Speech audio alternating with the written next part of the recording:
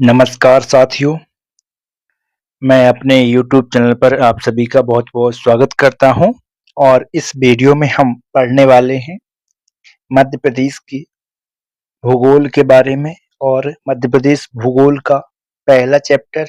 इससे हमने पहले जो 3 क्लासें पढ़ी हैं, उनमें हमने मध्य प्रदेश की परिचय के तौर पर हमने उन 3 क्लासों को पढ़ा।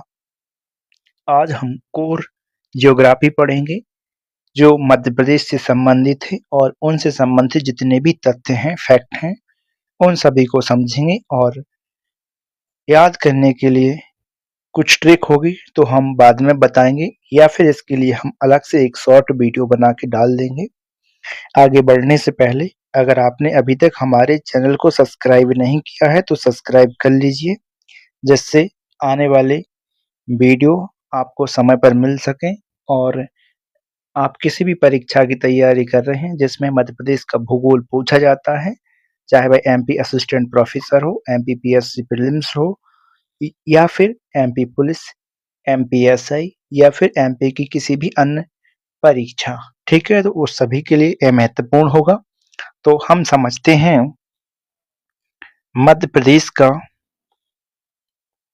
प्रदेश का भौतिक विभाजन, यानी मध्य प्रदेश का भौतिक विभाजन किस प्रकार का है, हम इस बुक के आधार पर समझने वाले हैं। ठीक है, तो सबसे पहले हम यहाँ पर देख सकते हैं, इसको मैप को समझेंगे।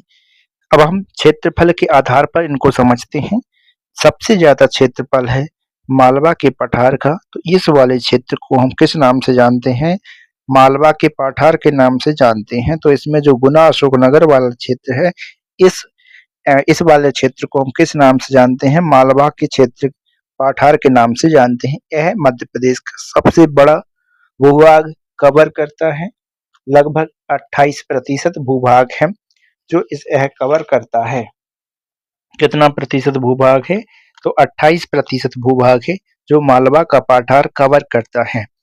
दूसरा क्षेत्र की बात करते हैं तो दूसरे क्षेत्र के तौर पर हम यहाँ पे देख सकते हैं नर्मदा घाटी। जो नर्मदा घाटी है इस मैप में थोड़ा सा हल्का दिखाया गया है, परंतु यह दूसरा बड़ा क्षेत्र है।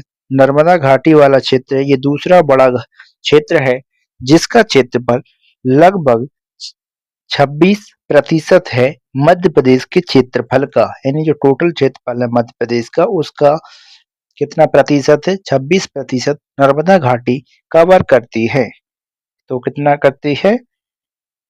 26% करती है। अब हम बात करते हैं तीसरा बड़ा क्षेत्र के बारे में। तो तीसरा बड़ा क्षेत्र है, इसके लिए हम एक रेड पेन यूज कर लेते। ठीक है, तो यहाँ पर आप देख सकते हैं इस वाले क्षेत्र को हम किस नाम से जानते हैं? तो सतपुड़ा मैकाल श्रेणी के नाम से जानते हैं और यह तीसरा बड़ा क्षेत्र है जो लगभग 11% का भूभाग है उसको कवर करता है। अब इसके बाद आता है, तो हमने आपको क्रम में बताया सबसे ज्यादा क्षेत्रफल किसका है? तो मालवा का पठार। इस तरीके से अब सीधे सीधे प्रश्न बनते हैं। दूसरा नर्मदा घाटी 26%, सतपुड़ा मैकाल श्रेणी जिसे अब 11% के आसपास है। और फिर आता है मध्य भारत का पठार। इसमें यहाँ पे नीमच और यहाँ पे शिवपुरी, ग्वालियर, श्योपुर और भिंड शामिल होता है। और इसमें दतिया शामिल नहीं, दतिया बुंदेलखंड का हिस्सा माना जाता है। ठीक है, दतिया किसका हिस्सा है? तो बुंदेलखंड का हिस्सा है जो मध्य भारत का पठार है। इसका जो प्रतिशत है 10.68% के आसपास लगभग क्षेत्रफल है और इसका कितना है? तो 11% है। तो इसके बाद इसका कौन सा किसका नंबर आता है? तो मध्य भारत की पठार का नंबर आता है। अब हम बात करते हैं अगले वाले की। तो अब इसमें आता है रीवा पन्ना का पठार। ये है 10.68% और रीवा पन्ना का पठार भी 10% के आसपास ही है जो लगभग 10.36% है। ठीक है, तो इसको हम किसके नाम से जानते हैं? रीवा पन्ना के पठार के रूप में जानते हैं। अब हम बात करते हैं, अब तो यहाँ पे ये बघेलखंड है। ठीक है, ये बघेलखंड है, तो बघेलखंड का जो प्रतिशत है वह कितना है? 7% के आसपास है। और यहाँ पर देखो ये बचा हुआ क्षेत्र है, ये कुछ क्षेत्र इसका किस में आता है? उत्तर प्रदेश में आता है और ये इस वाले क्षेत्र का प्रतिशत है 7.7%। तो आपको याद रखना है सबसे ज्यादा क्षेत्रफल किसका है, तो मालवा के पठार का क्षेत्रफल सर्वाधिक है मध्य प्रदेश की भूभौतिक विभाजन में। और सबसे कम की बात करते हैं तो सबसे कम 7% है। 7% किसका है, बघेलखंड का है, जिसे हम पूर्वी पाठार के रूप में भी जानते हैं, जिसे हम बघेलखंड का पाठार या पूर्वी पाठार के तौर पर जानते हैं। तो इस प्रकार से यह मध्य प्रदेश का विभाजन दिया हुआ है। तो इस वाले को हम किसके नाम से जानते हैं, बुंदेलखंड का पाठार है। ये टीकमगढ़ छतरपुर वाला क्षेत्र है और इधर ग्वालियर भिंड का थोड़ा सा हिस्सा आता है, दतिया इसमें पूरा आता है। ठीक है, और ये कौन सा, बुंदेलखंड हो गया। फिर हमने देखा बुंदेलखंड के बाद आता है सबसे ज्यादा, सॉरी यहाँ पे बघेलखंड सबसे कम है, बघेलखंड के बाद बुंदेलखंड आता है। देखो सबसे कम से ज्यादा की ओर बात करेंगे तो बघेलखंड का सबसे कम है, फिर उसके बाद आता है बुंदेलखंड का, बुंदेलखंड के बाद यानी उससे ज्यादा किसका है, तो रीवा पन्ना का पाठार है। उसके बाद रीवा पन्ना की बात करते हैं तो मध्य भारत के पाठार आता है इसके अंतर्गत। ठीक है, और अब इसके बाद अपन देखते हैं तो यहाँ पर ये सतपुड़ा मैकाल श्रेणी है, इसको इसका नंबर आता है वो इस तरीके से यहाँ पे नर्मदा घाटी। और सबसे बड़ा क्षेत्रफल किसका है मध्य प्रदेश में, तो इसको हम मालवा के पठार के नाम से जानते हैं। इस प्रकार से हमने आपको कुछ याद कराने का प्रयास किया, मालवा, नर्मदा, सतपुड़ा, मैकाल, मध्य भारत, फिर रीवा पन्ना, रीवा पन्ना के बाद यानी होता है बुंदेलखंड, फिर आता है बघेलखंड। इस तरीके से हम इसको मैप के थ्रू समझने का प्रयास किया। अब हम आगे बढ़ते हैं और अन्य चीजों को समझने का प्रयास करते हैं। तो आपको याद रखना है, इनको देखो 3 बड़े भागों में विभाजित किया गया है। तो कौन से 3 बड़े भागों में विभाजित किया गया है, एक है मध्य उच्च प्रदेश, यानी होता है मिडिल हाईलैंड की बात करते हैं तो इस यह आता है। और दूसरा भाग है सतपुड़ा श्रेणी का, और इसको हम पूर्वी पाठार के नाम से जानते हैं, जिसे हम बघेलखंड कहते हैं।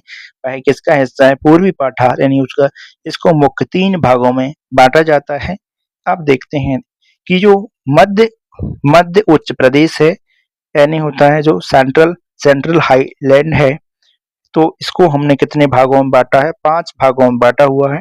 तो इसी के अंदर सबसे पहले अपन ने देखा था मालवा का पठार, फिर मारवाड़ का पठार, दूसरा देखा था नर्मदा घाटी, और फिर अपन तीसरा देखा था सतपुड़ा। ये सतपुड़ा अलग है। तो रीवा पन्ना का पठार, बुंदेलखंड और मध्य भारत का जो पठार है, इस तरीके से आप यहाँ से देख सकते हैं इस वाले मैप के थ्रू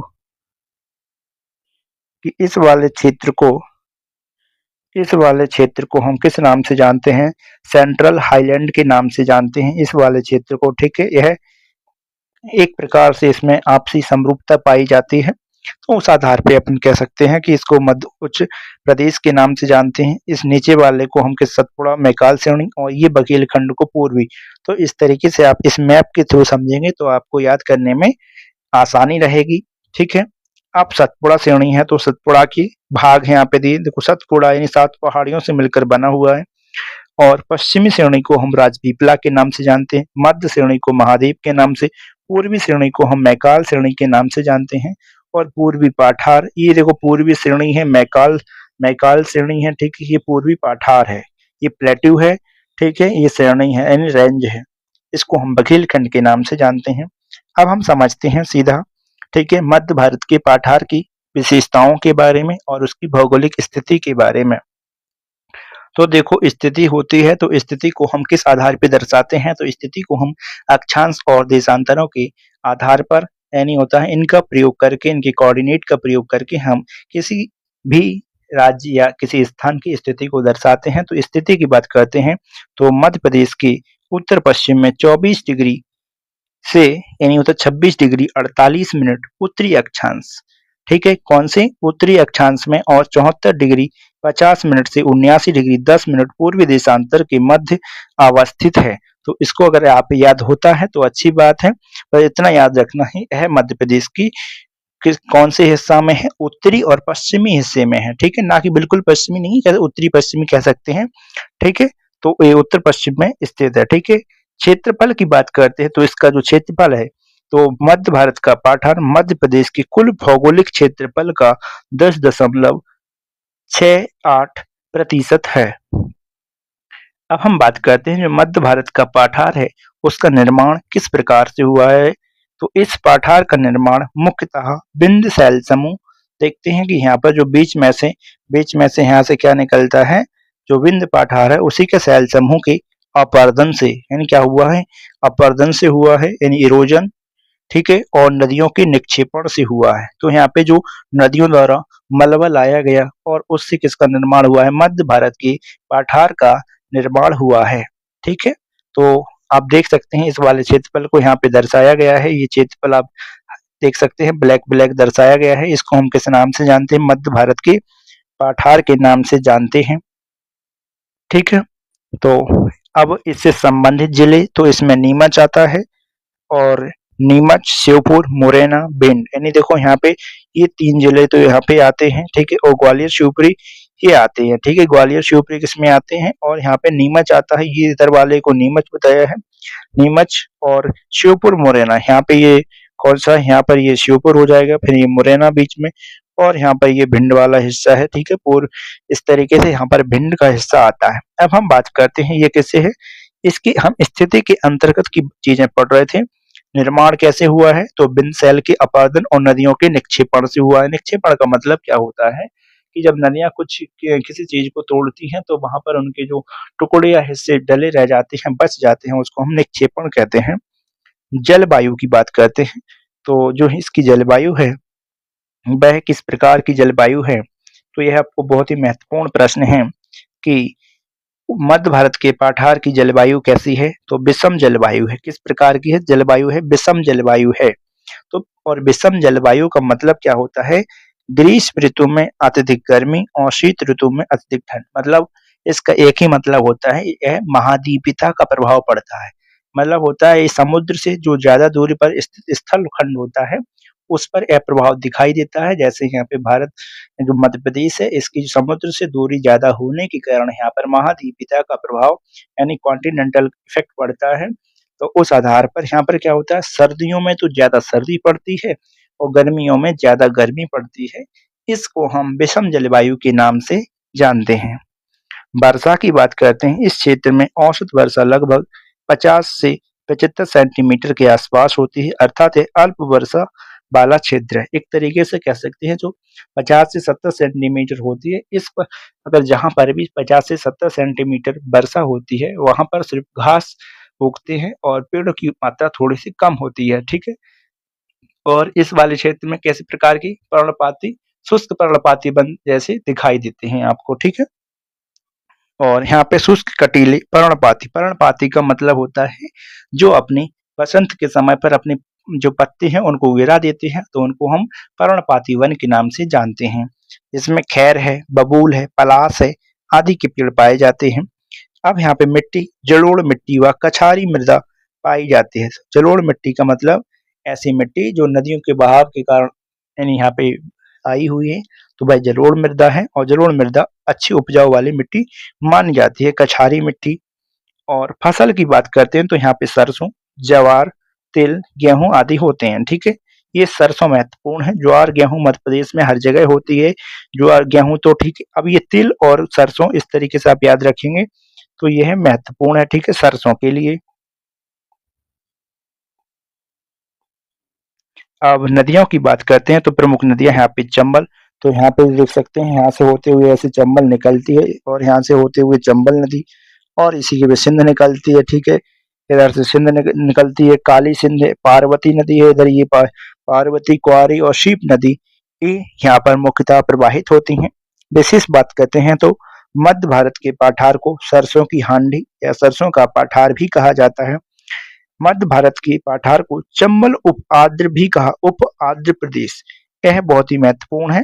वैसे तो आप समझ जाएंगे कि चंबल वाले क्षेत्र में ही, यानी यहाँ पे जो चंबल वाला क्षेत्र है तो इसको हम किस नाम से जानते हैं, चंबल उप आर्द्र, यानी होता है सेमी एरिड, एरिड रीजन के नाम से जानते हैं, यानी Chambal Chambal semi arid region के नाम से जानते हैं। यहाँ पे यह बीहड़ प्रभावित प्राकृतिक क्षेत्र है। आगे बढ़ते हैं और देखते हैं मध्य भारत का पाठार, ग्वालियर चंबल का पाठार की सबसे ऊंची चोटी टोंगरा है, और यह 430 मीटर या फिर 1411 फीट श्योपुर जिले में है टोंगरा। तो ठीक है, इसको आप याद रखेंगे ये सब, क्योंकि यह बहुत ही कम चर्चा में रहने वाली चोटी है। तो टोंगरा यहाँ की सबसे ऊंची चोटी है। अब हम देखो, हमने कुछ शब्दों को परिभाषित कर दिया है, तो यहाँ पर हम थोड़े से स्पीड में समझेंगे इसके लिए। ठीक है, स्थिति के बारे में बात करते हैं, तो यह स्थिति आप देख सकते हैं कि मध्य भारत के पठार, यहाँ पे जो मध्य भारत के पठार है तो उसके उत्तर में है, और यहाँ पे रीवा पन्ना का पठार है, तो रीवा पन्ना की कैसे है, रीवा पन्ना के उत्तर पश्चिम में अवस्थित है। ठीक है, तो इस तरीके से हम इसकी अवस्थिति बता सकते हैं, ये आपको याद करने की जरूरत नहीं है। निर्माण की बात करते हैं, तो बुंदेलखंड पठार का निर्माण नीच चट्टानों से हुआ। किस प्रकार की चट्टानों से हुआ है, तो यह नीच प्रकार की चट्टानों से हुआ है। तो ये आपको देखेंगे, ठीक है, याद रखना है, नीच प्रकार की चट्टानों के अपरदन से हुआ है। क्षेत्रफल की बात करते हैं, तो इसका जो क्षेत्रफल है 7.7 है, अपन इसके बारे में बता चुके हैं, 7.7% है, यानी होता है दूसरा बड़ा है। ठीक है, दूसरा सबसे छोटा कह सकते हैं, दूसरा सबसे छोटा है। ठीक है, दूसरा सबसे छोटा क्षेत्र है। ठीक है, दूसरा सबसे छोटा, यानी सबसे छोटा कौन सा है, तो बघेलखंड का क्षेत्र है। ठीक है, संबंधित जिले की बात करते हैं, दतिया इसके अंतर्गत आता है, ना कि मध्य भारत में आता है। दतिया है, सागर है, अशोकनगर, देखो अशोकनगर इसमें आता है, और अशोकनगर, ठीक है, और गुना किस में जाता है, तो गुना की बात करते हैं, तो गुना इस मध्य भारत वाले क्षेत्र में। ठीक है, या फिर सॉरी मालवा वाले में आता है। टीकमगढ़, निवाड़ी, छतरपुर, पन्ना वाले क्षेत्र को किससे संबंधित है, बुंदेलखंड के पठार में आता है। जलवायु कैसी है, ग्रीष्म ऋतु में अत्यधिक गर्मी और शीत ऋतु में अत्यधिक ठंड होती है। तो यहाँ पर भी कौन सी, किस प्रकार की, बुंदेलखंड में भी किस प्रकार की जलवायु पाई जाती है, तो विषम जलवायु पाई जाती है। विषम जलवायु का मतलब क्या है, सर्दियों में ज्यादा सर्दी और गर्मियों में ज्यादा गर्मी होती है, तो उस प्रकार की जलवायु को विषम जलवायु कहते हैं। यहाँ पर जो वर्षा होती है, तो औसत वर्षा लगभग यानी होता है 75 से 100 सेंटीमीटर होती है। तो यहाँ पे 100 सेंटीमीटर पेड़ों के लिए अच्छी होती है, क्योंकि 70 सेंटीमीटर पे क्या होती है, झाड़ियाँ झाड़ियों टाइप के होते हैं। तो यहाँ पे जो पेड़ होंगे तो वो थोड़े अच्छे होंगे। ठीक है, तो तेंदुपत्ता है, महुआ है, बबूल है, खैर, नीम आदि पाए जाते हैं। मिट्टी कैसी है, तो मिश्रित है, लाल काली मिट्टी पाई जाती है। यहाँ पे नीच के कारण किस प्रकार की है, तो यहाँ पे लाल काली मिट्टी पाई जाती है। प्रमुख फसल है गेहूं, ज्वार, तिल है। ठीक है, यहाँ पे जो नदी है, तो बेतवा नदी, सिंध, धशान, उर्मिल, और ये यहाँ पे ये जामनी नदी प्रवाहित होती है। खनिज की बात करते हैं, तो यानी यहाँ पे खनिज हीरा है और चूना पत्थर आदि पाए जाते हैं। ठीक है, और विशेषता की बात करते हैं, तो बुंदेलखंड की सबसे ऊंची चोटी सिद्ध बाबा की चोटी है। यह कहाँ पर है, ठीक है, दमोह जिले में पड़ती है। तो यहाँ पे कौन सी चोटी है, तो सिद्ध बाबा की चोटी यहाँ पर है। ठीक है, और बुंदेलखंड की गंगा बेतवा नदी को कहा जाता है। किसको कहा जाता है, यानी बुंदेलखंड की गंगा बेतवा नदी को कहा जाता है। मध्य प्रदेश का सर्वाधिक सूखा प्रभावित क्षेत्र कौन सा है, तो बुंदेलखंड है। तो यहाँ पे सर्वाधिक सूखा पड़ती है, और मतलब लगभग कम बारिश होती है, ऐसा माना जाता है। ठीक है, बुंदेलखंड पठार में झांसी और सागर के मध्य समतल मैदान, यानी समतल प्राय मैदान, यानी पैनी प्लेन मैदान पाए जाते हैं। इन मैदानों के बीच छोटी छोटी पहाड़ियां मिलती हैं, जिन्हें टोर कहा जाता है। छोटी छोटी पहाड़ियों को किस नाम से जाना जाता है, तो यानी बुंदेलखंड के पठार में छोटी छोटी पहाड़ियों को किस नाम से जाना जाता है, टोर के नाम से जाना जाता है। अब हम बात करते हैं मालवा के पठार की। तो मालवा का पठार मध्य प्रदेश के पश्चिमी भाग में अवस्थित है। इस वाले को यहाँ पे देख सकते हैं, और इसका जो अक्षांश है, आपको अक्षांश व देशांतर याद करने की जरूरत नहीं है। 28% भूभाग पर है। दक्कन ट्रैप के लावा तथा बेसाल चट्टानों के टूटने से इसका निर्माण हुआ है। तो इसका निर्माण आपको याद रखना है, दक्कन ट्रैप के लावा से तथा बेसाल चट्टानों के टूटने से इसका निर्माण हुआ है। तो इंदौर है, उज्जैन, देवास, आगर मालवा, रतलाम, धार, झाबुआ इसके प्रमुख क्षेत्र हैं। जलवायु की बात करते हैं, तो यह समशीतोष्ण जलवायु पाई जाती है। समशीतोष्ण का मतलब होता है, ठीक है, यहाँ पे लिखा हुआ ग्रीष्म ऋतु में साधारण गर्मी, शीत ऋतु में साधारण सर्दी पाई जाती है। तो उसको हम क्या नाम से जानते हैं, समशीतोष्ण। सम का मतलब होता है सामान्य, सामान्य तरीके से होता है। जब गर्मियों का सीजन होता है, तो वहां पर साधारण गर्मी और शीत ऋतु में साधारण ठंड पाई जाती है। यहाँ की जो वर्षा है वह 75 से 125 सेंटीमीटर, और शुष्क पर्णपाती वन है, नहीं होता है, सूखे पर्णपाती वन, बबूल, पलाश, तेंदुपत्ता इत्यादि पाए जाते हैं। ये जो वृक्ष है, यहाँ पे जो वन है, वो लगभग सभी जगह इसी आधार पे पाए जाते हैं लगभग। ठीक है, यहाँ पे काली मिट्टी पाई जाती है। तो काली मिट्टी क्यों पाई जाती है, एक तरीके से यहाँ पे दक्कन ट्रैप के लावा के कारण से यहाँ पे काली मिट्टी पाई जाती है, तो यहाँ पे कपास का उत्पादन भी होगा, ठीक है। और फसल की बात करते हैं तो यहाँ पे सोयाबीन, कपास, गेहूं, जवार, मूंगफली प्रमुख हैं, ठीक है। तो कपास याद रखना, कपास सोयाबीन सर्वाधिक होता है, गेहूं पूरे पूरे मध्य प्रदेश में होता है, ज्वार व मूंगफली, ठीक है।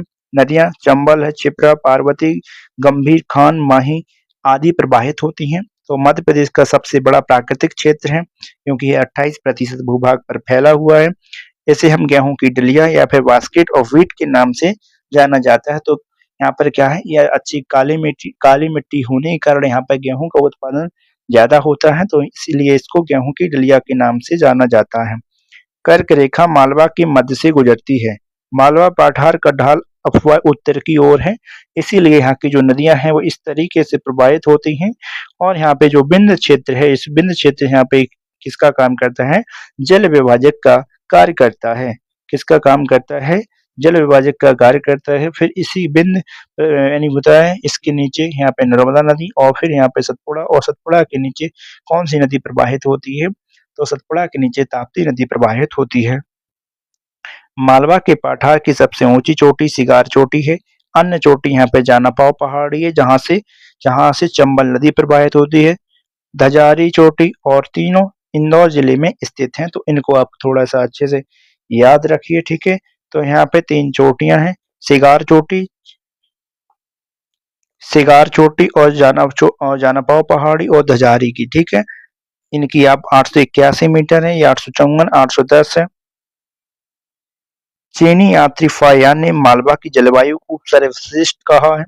इस तरीके से आप इसको समझ लिया अपन ने। अब अगला टॉपिक है रीवा पन्ना का पठार। स्थिति की बात करते हैं तो रीवा पन्ना का पठार बुंदेलखंड के कैसे दक्षिण में है, और इस तरीके से इधर से देखेंगे तो बघेलखंड के उत्तर पश्चिम में है, तो दक्षिण पूर्व में, ठीक है। किसके हैं, बुंदेलखंड के दक्षिण पूर्व में और बघेलखंड के पश्चिम में अवस्थित है। क्षेत्रफल की बात करते हैं तो 10.36% है। ये रीवा पन्ना का पठार का निर्माण किससे हुआ, बिंद सैल समूह के अपरदन से हुआ है, क्योंकि ये बिंद क्षेत्र के ही भाग में पड़ता है। तो यहाँ पे बिंद सैल समूह के अपरदन से हुआ है। तो रीवा, पन्ना, कटनी, उमरिया, सतना, दमोह आता है। जलवायु ग्रीष्म ऋतु में साधारण गर्मी होती है, शीत ऋतु में अत्यधिक ठंडी पड़ती है। तो यहाँ पे एक तरीके से ये बीच की कंडीशन है। ग्रीष्म ऋतु तो कैसी होती है, सामान्य होती है, और शीत ऋतु कैसी होती है, यहाँ पे महादीपता का प्रभाव ज्यादा पड़ जाता है, तो यहाँ पे अत्यधिक सर्दी होती है। इस क्षेत्र में बांस, तेंदुपत्ता, शीशम, खैर आदि पाए जाते हैं। और यहाँ पे जो मिट्टी है वह की कैसी पाई जाती है, मिश्रित प्रकार की पाई जाती है, क्योंकि यहाँ पे है, यहाँ पे कौन सी विंध्य श्रेणी का क्षेत्र भी आता है इसके बीच में, ठीक है। तो टॉस है, कैन, बीहड़, महाना, बिछिया नदियां आती हैं। नदियों को जो हम अलग से पढ़ेंगे तो वहां पर अच्छे से समझ लेंगे। और गेहूं, चावल, तिल और चूना पत्थर और गेरू हीरा के लिए महत्वपूर्ण है, इसलिए आपको याद रखना, खनिज जरूर याद रखना। यहाँ पे चूना पत्थर यानी जो कटनी सिवनी है, तो कटनी के पास में, ठीक है। तो इसे बिंद कगार या स्कार्पलैंड के नाम से भी जानते हैं। किस नाम से, इसका यानी होता है स्कार्पलैंड भी कहा जाता है। इस क्षेत्र की सबसे ऊंची चोटी को गुड़बिल 752 मीटर दमोह जिले में है, ठीक है। तो यानी मध्य प्रदेश के जबीरा गुम्बद दमोह और जिले में रीवा पन्ना पठार के अंतर्गत आता है। किसके अंतर्गत आता है, रीवा पन्ना पठार के अंतर्गत आता है। आगे देखते हैं, तो इसके 2 नाम और हैं, हाँ, गुड़बिल की चोटी को सद्भावना की चोटी या फिर कालूमार चोटी के नाम से भी जानते हैं। और स्थिति की बात करते हैं नर्मदा घाटी की, ये दूसरा बड़ा क्षेत्र 26% है, ठीक है। ये आप यहाँ पे देख लीजिए, ठीक है। इस निर्माण की बात करते हैं तो इस घाटी का निर्माण पश्चिम में दक्कन ट्रैप की चट्टानों तथा पूर्व में धारवाड़ और विंध्य क्रम की चट्टानों से हुआ है।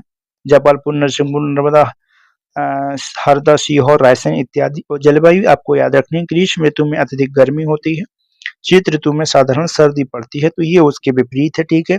किसके विपरीत है, हमने जब रीवा पन्ना का पढ़ा था, रीवा पन्ना का पाठार पढ़ा था, उसमें क्या था, तो ग्रीष्म ऋतु तो उसमें सामान्य होती थी, और जो शीत ऋतु थी वह कैसी थी, अत्यधिक सर्द मतलब अत्यधिक सर्दी पड़ती थी उस समय। यहाँ पे कैसा, सामान्य है। इसका पूर्वी क्षेत्र अधिक ठंडा और पश्चिमी क्षेत्र अधिक गर्म होता है। यहाँ पर ये प्रभाव बताया गया है।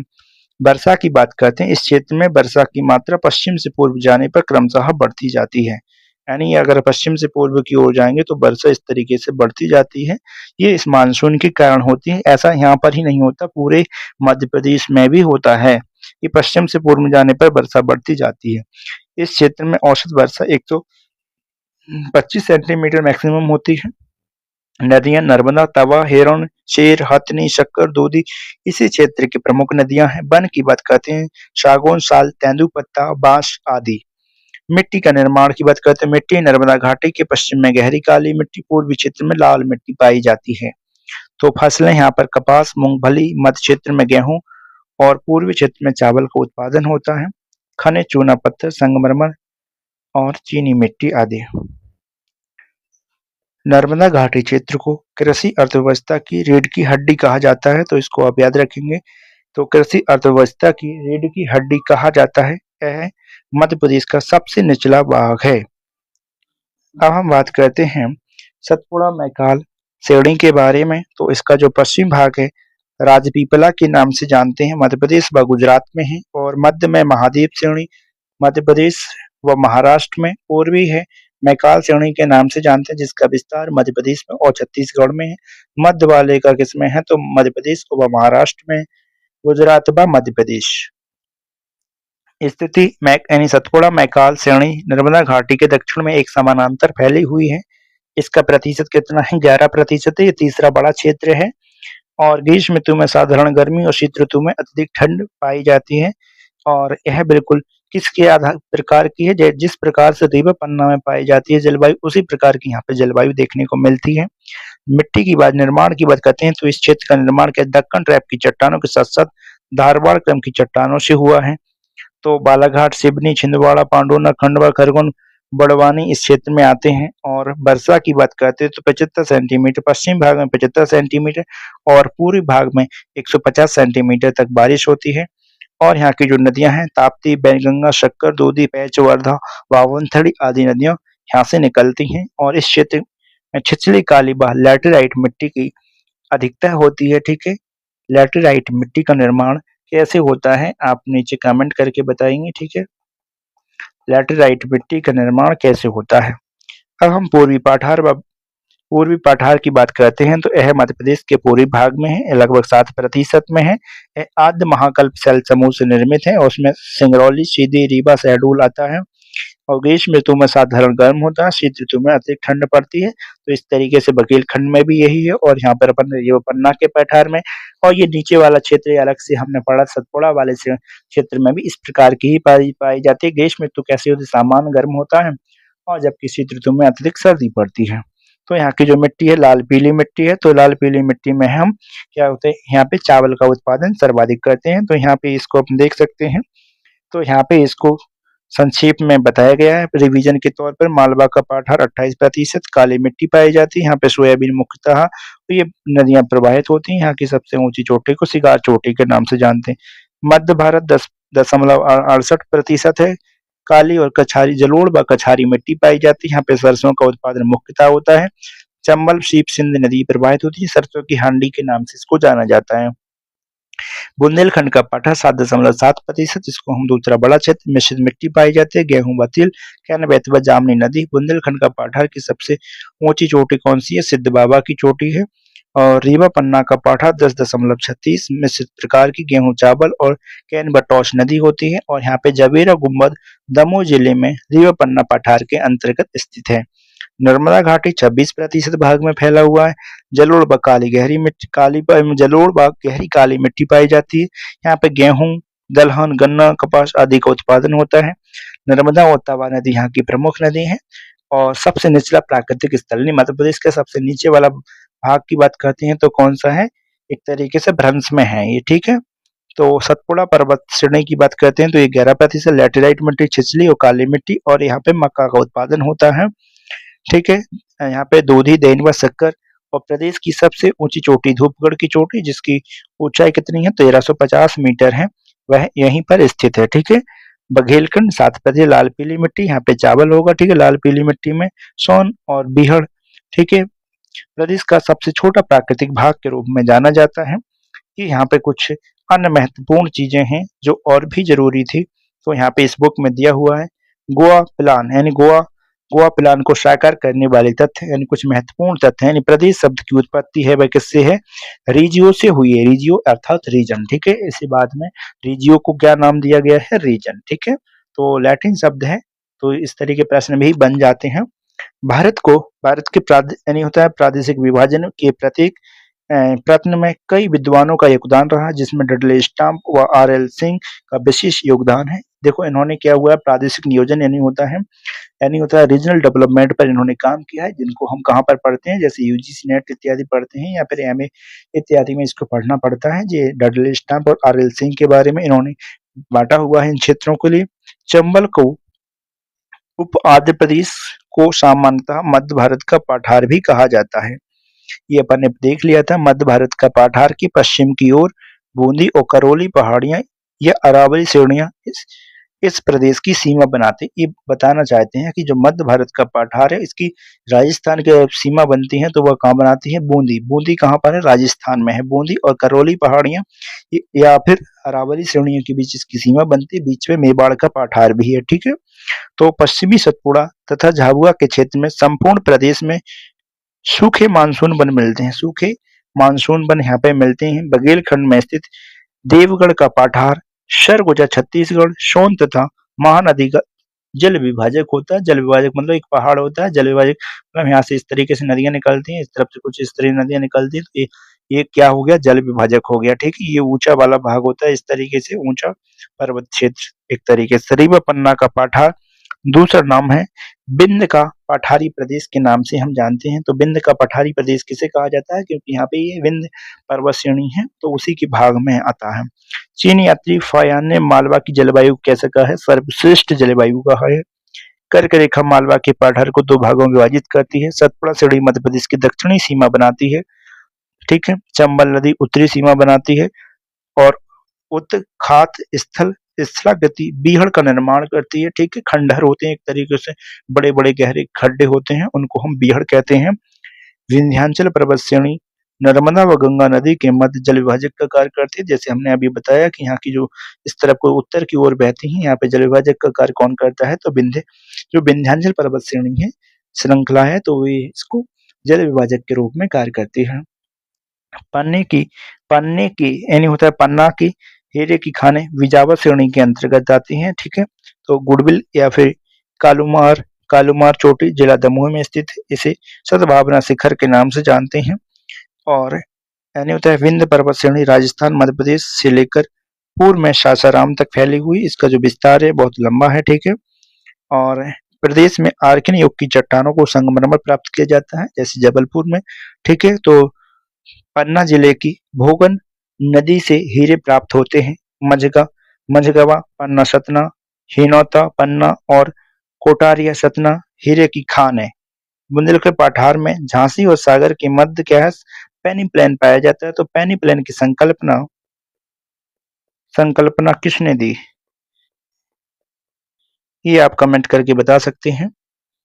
तो यहाँ पे कुछ अन्य चीजें हैं, उनको देखते हैं। जैसे यहाँ पे मध्य प्रदेश के प्रमुख फसल उत्पादक क्षेत्र यानी बघेलखंड किसका उत्पादन करता है, तो चावल का। मालवा का पाठा सोयाबीन गेहूं का। सतपुड़ा का पाठा यानी होता है मक्का का। मध्य भारत सरसों का। बुंदेलखंड गेहूं तिल का। नर्मदा घाटी गेहूं गन्ना दाल का करता है, ठीक है। मुख्य रूप से यानी मध्य प्रदेश को 7 भौगोलिक प्रदेश में बांटा हुआ है। तो मालवा का पठारी प्रदेश, विंध्य का पठारी प्रदेश, बुंदेलखंड प्रदेश, चंबल का उपाध्य प्रदेश, नर्मदा सोन, सतपुड़ा मैकाल श्रेणी और बघेलखंड में बांटा गया है। तो यहाँ पे 7 भागों में बांटा गया है। ये आपको जो एमपी एपी और साथ में एमपी सेट, जो एमपी सेट है उनके लिए महत्वपूर्ण है। ग्वालियर एग्रो प्रदेश यानी होता है नियोजन प्रदेश के आधार पर मध्य प्रदेश का विभाजन यानी प्रदेश को विभिन्न आर्थिक कार्य संसाधन कृषि उद्योग परिवहन आदि के आधार पर 7 भागों में बांटा गया है। तो इनको स्थानों के आधार पर ही बांटा गया। तो ग्वालियर एग्रो प्रदेश, तो ग्वालियर मुरैना भिंड शिवपुरी दतिया इसके अंतर्गत आता है। ग्वालियर में जो ग्वालियर से लगे हुए क्षेत्र हैं वह ग्वालियर एग्रो प्रदेश में आता है। फिर इंदौर एग्रो इंडस्ट्रियल प्रदेश जिसमें इंदौर, मंदसौर, रतलाम, धार, उज्जैन ये इस क्षेत्र में आते हैं। बुंदेलखंड, बघेलखंड प्रदेश में टीकमगढ़, छतरपुर, पन्ना, रीवा आदि आते हैं। भोपाल कैपिटल प्रदेश में, जबलपुर इंडस्ट्रियल, नर्मदा घाटी, छिंदवाड़ा रिसोर्स प्रदेश में आते हैं। छिंदवाड़ा, बैतूल और सिवनी बालाघाट आते हैं। तो हमने इस वीडियो में समझा कि मध्य प्रदेश का जो भौतिक विभाजन है उसके बारे में कि कहाँ पर कौन से क्षेत्र पाए जाते हैं। अब हम इसके अंतर्गत जो अन्य चीज़ें हैं कि यहाँ पर कहाँ पर क्या पाया जाता है उन सभी को समझेंगे आगे वाले क्षेत्र में, मतलब आगे वाले वीडियो में। कहाँ पर पर्वत पठार, कौन-कौन सी चोटियाँ हैं, कौन-कौन सी श्रेणी पाई जाती हैं, उन सभी के बारे में आगे बात करेंगे। और अगर आपने अभी तक हमारे चैनल को सब्सक्राइब नहीं किया है तो हमारे चैनल को सब्सक्राइब कर लीजिए और ऐसे ही वीडियो को देखते रहिए। अगर आपने पीछे की वीडियो नहीं देखे हैं तो उन सभी को भी आप अच्छे से देख लीजिए।